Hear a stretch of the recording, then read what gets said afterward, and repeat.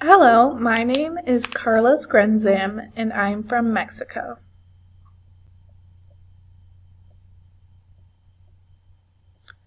The reason I'm here today is to talk about Hadley and Hadley's office.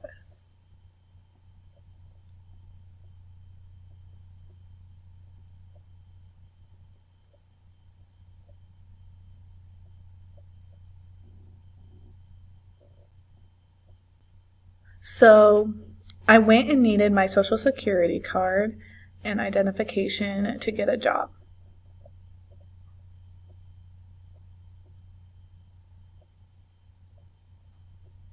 So I was very happy because I was also getting my green card at Hadley's as well.